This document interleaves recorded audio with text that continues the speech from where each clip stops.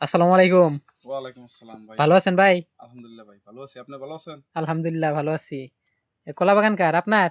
হ্যাঁ ভাই আমারই। আ আপনি কত বছর ধরে কলা চাষ করেন? কলা চাষ করি আমি ভাই আমার বাপ-দাদারা করছে। আমি মানে অনেকদিন ধরেই করি আরকি। বুঝতে পারছি। তাতে আপনার এই জায়গায় কয় বিঘা জমি আছে? এখানে জমি আছে আমার ২ বিঘা। ২ বিঘা? ২ বিঘা। আ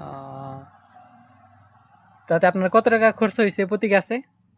প্রতি গাছে ভাই সবকিছু নিয়া খোড়া, বিষ, যাবতীয় পানি সার নিয়ে আমার মোটামুটি ৳১০০ মতো খরচ হইছে। অ কলা এগুলা কি বিক্রি করছেন? হ্যাঁ, কলা বিক্রি করে ফেলেছি সবটি।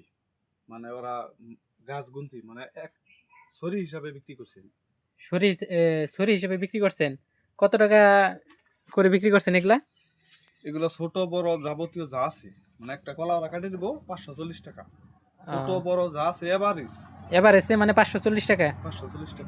আ বুঝতে পারছি। তাতে আপনার এই কলা বাগান থেকে কত টাকা লাভ হওয়ার সম্ভাবনা আছে? এটা তো ভাই বিক্রি হওয়ার পরে যখন হিসাব পাতি করবো তখন। না এই ২ বিঘা জমিতে আপনার কলা গাছ আছে কয়টি? কলা গাছ আছে আপনার ২ বিঘা জমিতে কলা গাছ আছে ৩৫০ করে ধরেন। তাহলে ২ বিঘাতে ৬০০ তাহলে ৭০০ ৭০০। ৭০০। আ তাহলে তো দেখা যায় আপনি একজন সফল উদ্যোক্তা। আলহামদুলিল্লাহ। তো মোটামুটি ভালোই এই তারিখে বাজার ভালো। এর লিগে মানে ৳৫৪০ বেচছি। এমনিতে ৫০০ বেচা হয়, ৳৪৫০ বেচা হয় এরকমই আরকি। আ তাহলে কি আমার দর্শকরা কি কলা চাষ করতে পারবে? কলা চাষ কি হ্যাঁ, লাভজনক? যারা বুঝে লাভজনক। সব জিনিসই আসলে লাভজনক। যদি বুইঝা শুইনা করতে পারে সব জিনিসই লাভ। আ আমি তো এই যে কলা আবাদ করি, পাশাপাশি লাউ টাল আছে, আনারস টাল আছে। মোটামুটি আমি মানে সবটাই আবাদ করি আরকি।